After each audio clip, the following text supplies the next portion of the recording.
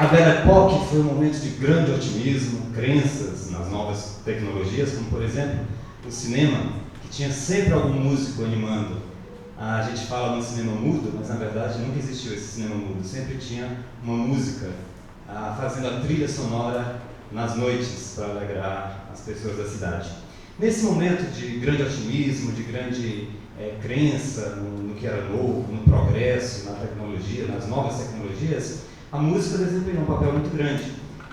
Os instrumentos musicais, dentre eles o piano, teve uma importância muito grande, principalmente o piano, porque é um instrumento doméstico e tem a capacidade de fazer harmonias e é um instrumento muito completo. Mas outro também que brilhou nesse momento foi a flauta. Não por acaso, então, que nós nos unimos para falar um pouco da Belle Époque carioca, piano e flauta. E é por isso que eu convido a flautista Sara Lima.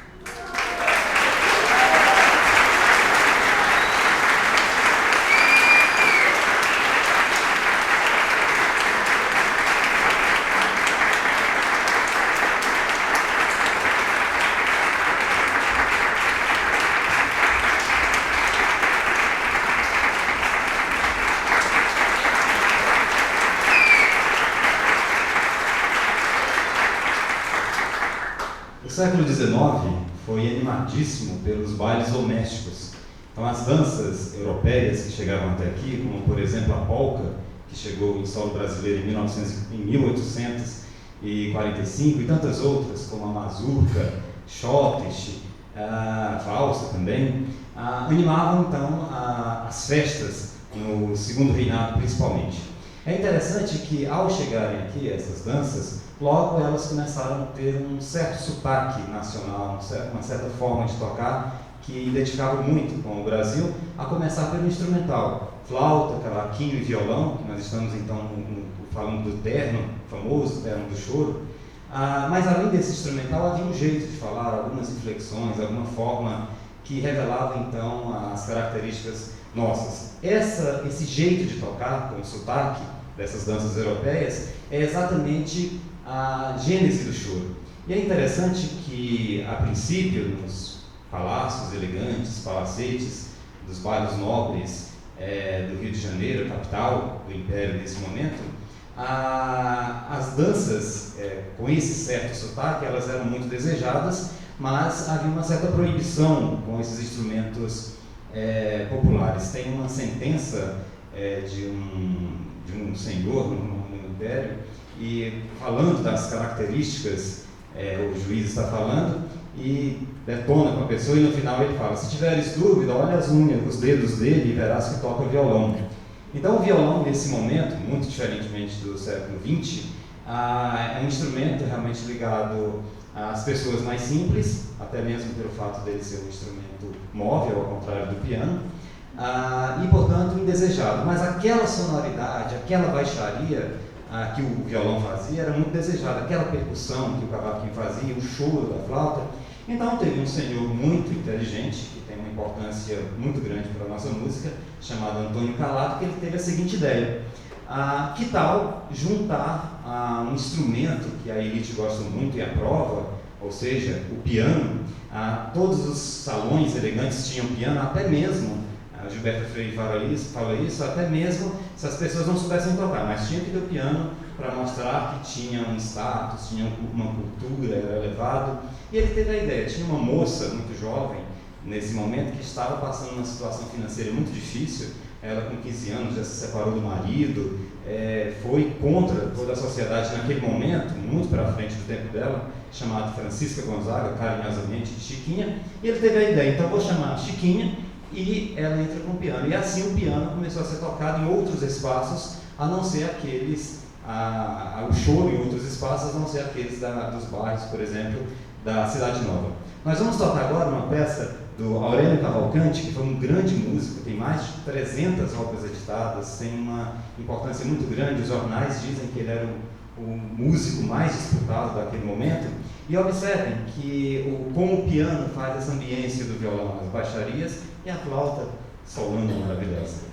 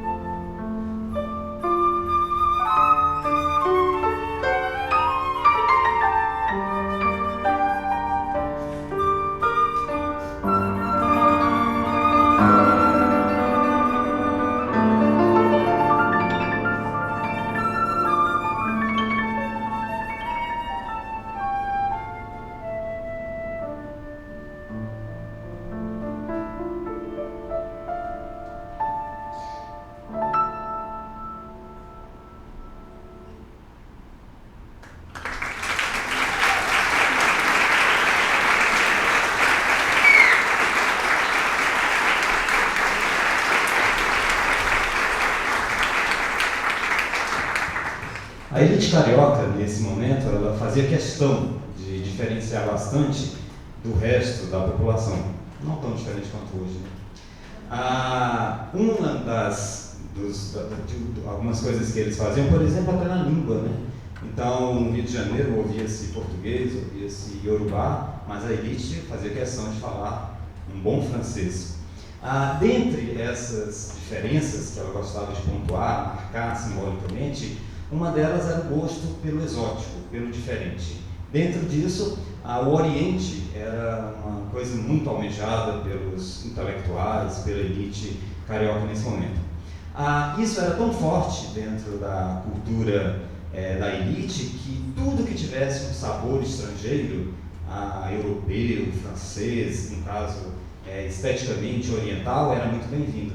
Então, nós tínhamos, essa é uma polca, tive o privilégio de encontrar essa polca, do Aurélio Cavalcanti, chama-se sabonete japonês. Então, o simples fato de ter uma procedência oriental, japonesa, já era muito bem-vinda. Então, isso era uma revista, as partituras vinham nesse momento nas revistas. O sabonete japonês é a melhor para cutis, banho e toilet. Tem mais informações aqui embaixo. O sabonete japonês torna a pele agradavelmente fresca e livra das espinhas, sinais de bexiga, manchas, panos, sardas, caspa. E as pessoas realmente pegavam e tocavam o sabonete japonês. É interessante que até os perfumes franceses eram muito bem-vindos, mas tem um detalhe: o que tinha de botica de fundo de quintal e fazia aquele perfume bem nacional e colocava uma etiqueta francesa, colocava um nome Eau de Parfum, alguma coisa que lembrasse a França, e as pessoas ficavam muito felizes porque estavam usando perfume francês. O Batátio Silva faz uma música que caracteriza bem esse momento dessa elite carioca, que chama-se Oriental. Essa peça ela é muito interessante, ele era um grande flautista, e ela anuncia muitas coisas que nós vamos ter na flauta no Brasil, por exemplo, o uso de harmônicos, muito bem. O uso de harmônicos na composição, tudo escrito, tudo grafado, é uma peça realmente muito interessante. Batátio Silva tem uma importância grande para a gente e uma pena que viveu muito pouco, apenas 27 anos. Então, com vocês, Oriental, do Batátio Silva.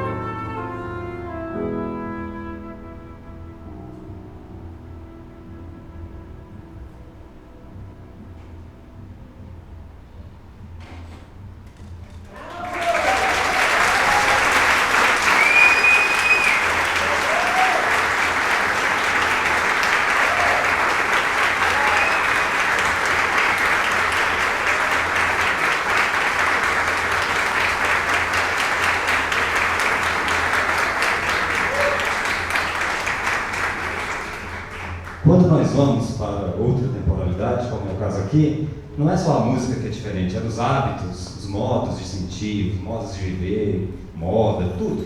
Era outro mundo realmente, outra temporalidade. A próxima peça, do Giovanni Daliti, que era o pseudônimo de um músico muito importante, João Poupini Mascarenhas, Não Sejas Má Titia. O título é ótimo e tem uma história muito bonita. O Giovanni Daliti, apaixonadíssimo, se apaixonou à primeira vista pela Alice, e esse amor foi recíproco a vida inteira deles dois. Havia um problema muito sério. O moço lá de São José dos Campos era pobre, era músico, e a família da Alice era a grande amada dele, era uma moça rica, de família muito importante em São José dos Campos, que inclusive tem nomes de ruas na cidade do pai dela, da mãe dela. Enfim, o casamento, o namoro sequer estava muito difícil de acontecer, com muita dificuldade, porque o amor era muito grande. Conseguiu então a aprovação familiar do pai da Alice para que ele frequentasse a casa. Só que havia um problema. Havia uma titia muito rigorosa, muito séria, moralista até, cuidadosa mesmo da família, que não deixava o romance acontecer direito. Então eles chegava 9 horas da noite, 9h40 e ia embora, já era o horário bem reduzido. Ficava no sofá, ele ficava sentado de um lado, a titia no meio e a Alice do outro lado. Então, na verdade, o romance acontecia quase que telepaticamente. Fofoca. Fundamental. Mas de modo que, com o passar do tempo, então, eles acabaram se casando. Foi realmente uma história de amor muito bonita, que inclusive a nossa querida professora Maria Lúcia Roriz, tão conhecida aqui em Pirinópolis e nossos da UFG e todo mundo, é neta dele. Então, quando ele estava no Rio de Janeiro, servindo o exército, nas horas vagas ele tocava em bailes, em batizados, para ganhar um dinheirinho extra. E ele fez essa música então para a titia na época: Não sejas má, titia, tenha dó de mim, deixa eu namorar.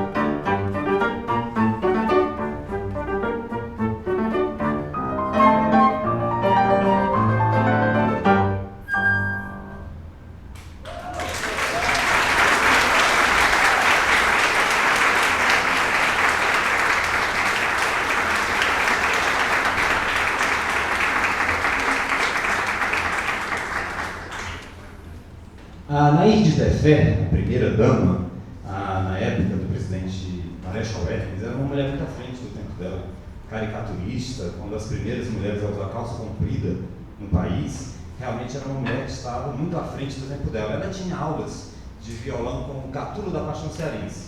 E ele começou a questionar por que não, já era chocante, né? Uma mulher tocando violão, primeira-dama, e por que não colocar música brasileira, música de compositores nossos, nas solenidades, por exemplo, diplomáticas.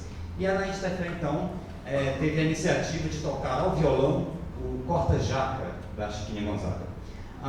Foi um estrondo na época. Logo no outro dia, logo depois que ela tocou, veio uma crítica do Rui Barbosa, terrível, no plenário do Senado, falando exatamente do Corta-Jaca, que eu gostaria de ler para vocês. Uma das folhas de ontem estampou em facsímile o programa da recepção presidencial, em que, diante do corpo diplomático da mais fina sociedade do Rio de Janeiro, aqueles que deviam dar ao país o exemplo das maneiras mais distintas e dos costumes mais reservados, elevaram o Corta-Jaca à altura de uma instituição social. Mas o Corta-Jaca, de que ouvira falar há muito tempo, que vem a ser ele, senhor presidente. A mais baixa, a mais chula, a mais grosseira de todas as danças selvagens, a irmã gêmea do batuque, do caperetê e do samba. Mas, nas recepções presidenciais, o Corta-Jaca é executado com todas as ondas de música de Wagner. E não se quer que a consciência deste país se revolte, que as nossas faces se enrubesçam e que a mocidade se ria. Com vocês, então, Corta-Jaca.